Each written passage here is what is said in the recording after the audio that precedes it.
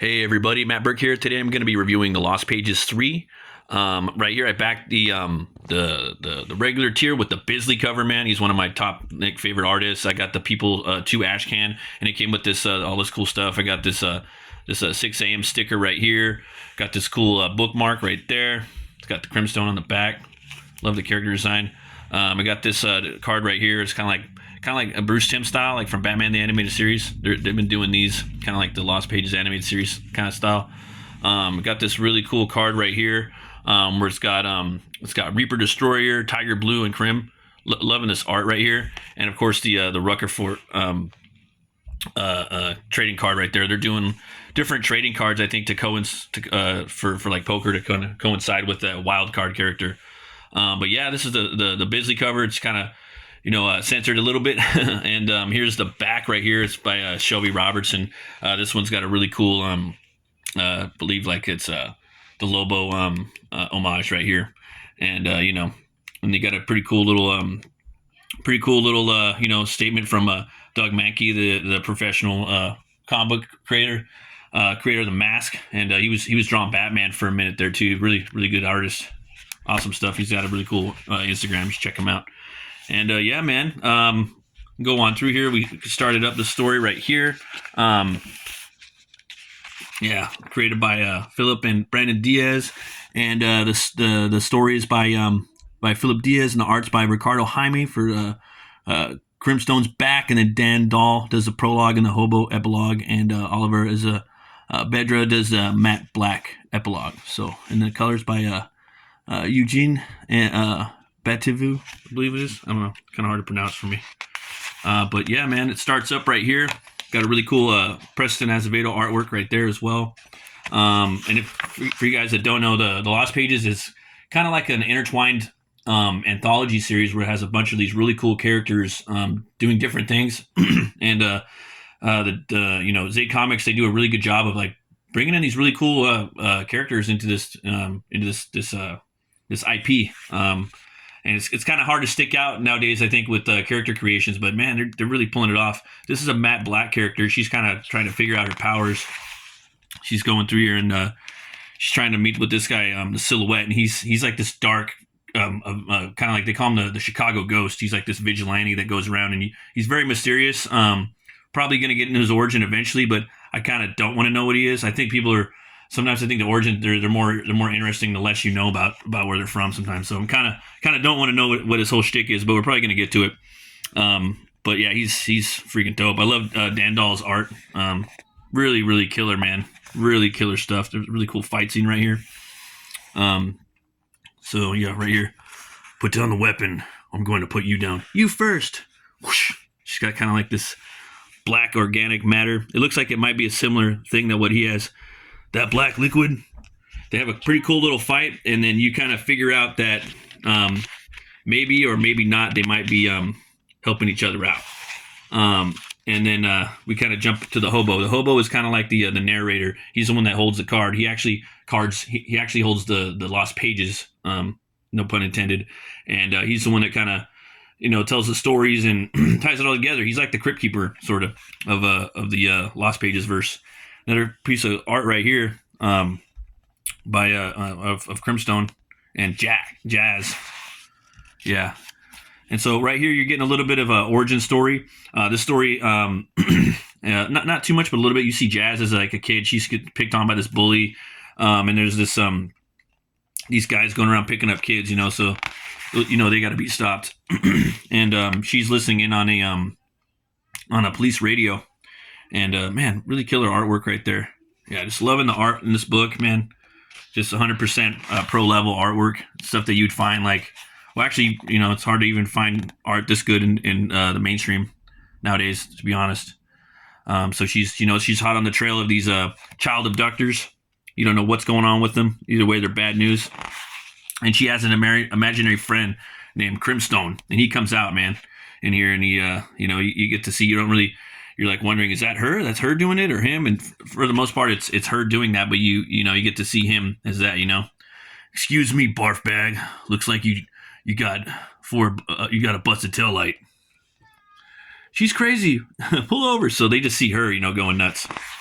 And I really love what the story they made in here, man. I think they did. I think Phil like picked the perfect story to like do for their own solo effort. Um, just right there rips through the roof. Yeah, man, this book really delivers. I got you fellas a sunroof. Yeah, this story really delivers on the action too, and then you're introduced to this character right here. I believe his name's Nate Nall or something like that, and he gets mad at these guys because they were supposed to do a job, you know. Hey Brutus, need some help? Nah, is that you? How'd you find us? You're all over the news. Doc sent me to get you guys.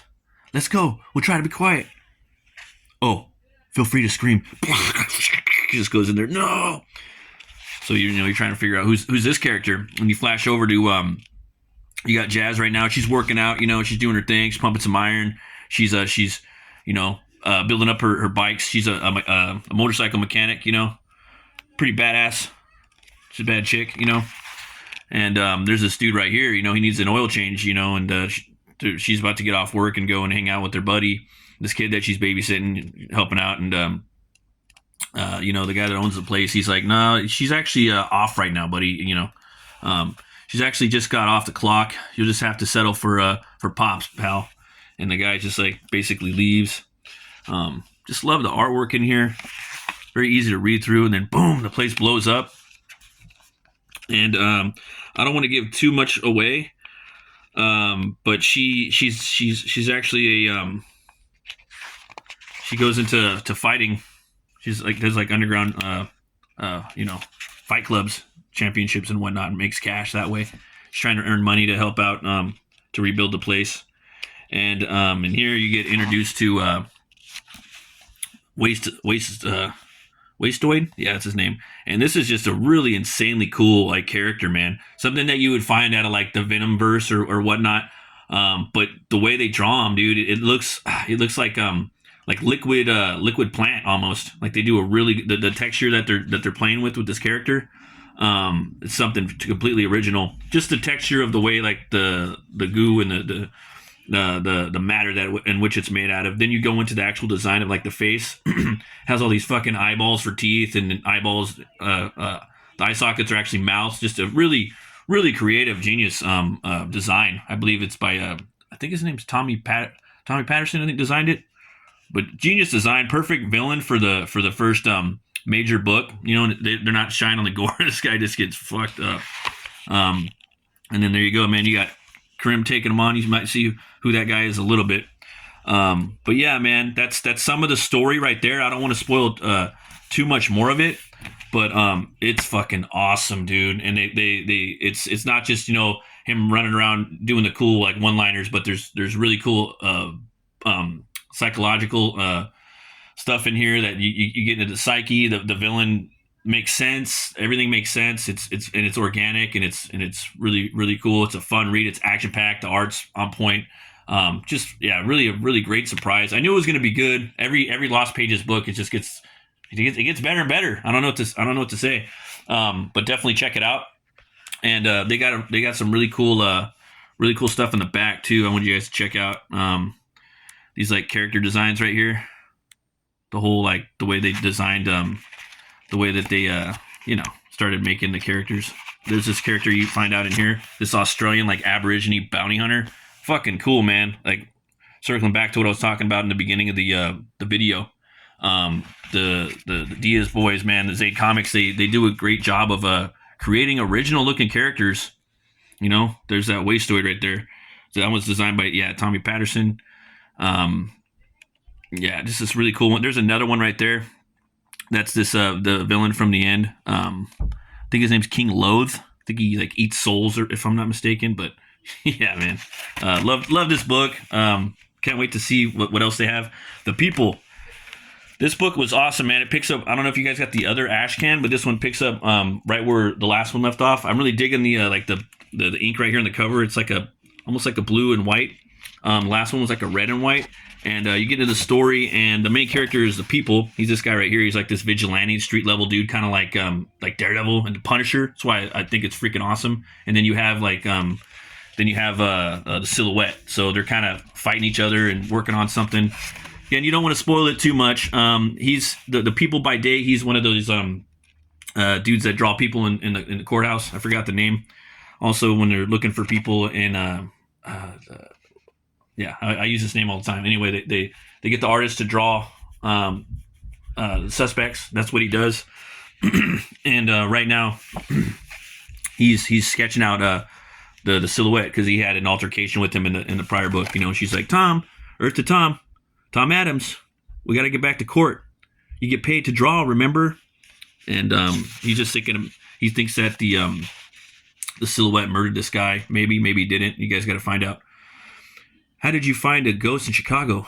Listen to the streets, and the ears of the people will find him. Yeah, again, Dan Dahl, man, killing the artwork in here, loving it. Love the tones in here. I like how it's just black and white too. It would look cool in color, but it also just as good in black and white. It's got that dirty, like, street level feel to it. And you got the silhouette right here, jumping on this car full of dudes, and the people are, you know, he's scoping them out too with his goggles. Hits him in the back. He's got this cool, like, bat, dude, with these spikes on the end, and at the end of it has a grappling hook. It's so awesome. Again, the artwork's sick. I love how the silhouette's flying around right there. Really cool little fight scene right here. Yeah, man. And this book, man, it was a really solid read. They packed in a lot of story. They go into a little bit of the backstory too of him, but just a taste. And you see kind of who he is, and he actually, for the backstory, he changes the art style a little bit, so you could tell it kind of has like a Frank Miller look. I'm not going to show you guys though because it'll be a little spoilery. There's this character right here named Tex, and Tex is like his. You find out about him in here, and basically he's working with this dude, and this dude's making all of his tech for him, you know, and then he gets some upgrades. He gets this awesome shoulder pad, armored one, and then he gets his wrist kind of fucked up, and he gets this really cool gauntlet in here. So yeah, definitely you guys got to check this out. It's a little on the shorter side, but it still packs a punch. There's no fat on this book. It's all like fucking killer, no filler. It's all, you know, it's all action packed and story packed for the size that it is. So you guys definitely pick this one up too. I highly recommend this one too. Two Horns Way Up. Pick up both these books, guys, if you can. I don't know if they're going in demand or not. I know that they're still fulfilling right now, but if not, they'll be available eventually, or if not, on their website. But yeah, don't sleep on the lost pages, dudes.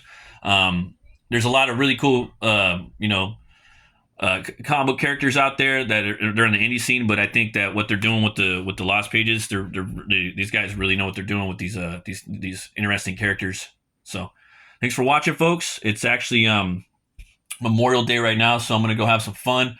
Probably won't upload this video for a few days, but as always, folks, always remember to be bold, be brave, and roll the bones to know you roll. You guys have a happy Memorial Day. Bye bye.